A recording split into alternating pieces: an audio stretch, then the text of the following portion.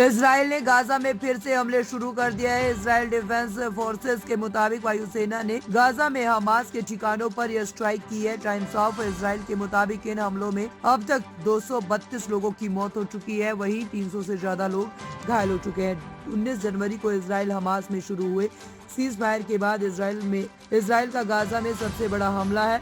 Israeli सेना का कहना है कि वह हमले की योजना बना रहे आतंकवादियों को निशाना बना रही थी। इसराइल ने पिछले 2 हफ्तों में गाजा में भोजन, दवाइयां, ईंधनों और अन्य सप्लाइयों को रोक दिया है और मांग की है कि हमास संघर्ष विराम समझौते में बदलाव स्वीकार करे। इजरायली रक्षा मंत्री बोले, गाजा में नरक के दरवाजे खोल देंगे।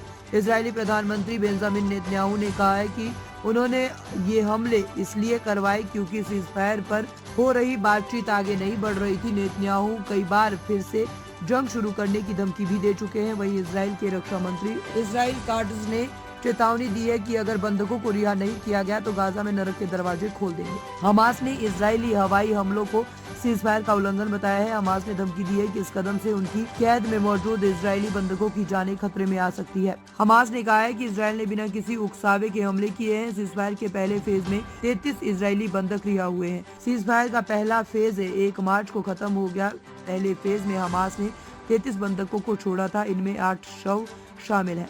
वही इजराइल 2000 फिलिस्तीनी कैदियों को रिहा किया गया है। इजराइल और हमास के बीच सीज़फायर के दूसरे फेज पर अभी तक बातचीत शुरू नहीं हो पाई है। इस फेज में लगभग 60 बंधकों को रिहा किया जाना था। साथ ही जंग को पूरी तरह से खत्म करने पर भी बात होनी थी।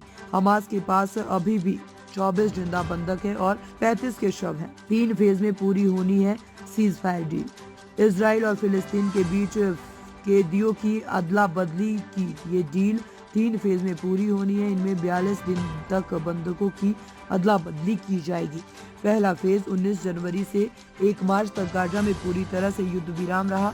हमास 33 इजरायली बंधकों को रिहा किया गया। इजराइल रोजाना अपने एक बंधक के बदले 33 फिलिस्तीनी बंदियों को और हर एक इजरायली महिला सैनिक के बदले 50 फिलिस्तीनी बंदियों को रिहाई मिलेगी। दूसरा फेज कहा गया था कि पहले फेज के 16वें दिन यानी कि 10 फरवरी तक सब कुछ ठीक रहा तो दूसरे फेज की योजना पर बातचीत शुरू। इस दौरान हमला नहीं किया जाएगा। जिंदा बचे बाकी बंधकों को रिहा किया जाएगा। हालांकि बातचीत अभी तक शुरू नहीं हो सकी। इजराइल 1000 फिलिस्तीनी कैदियों को रिहा करेगा। इसमें लगभग 190 कैदी 15 साल से ज्यादा समय से सजा काट रहे हैं।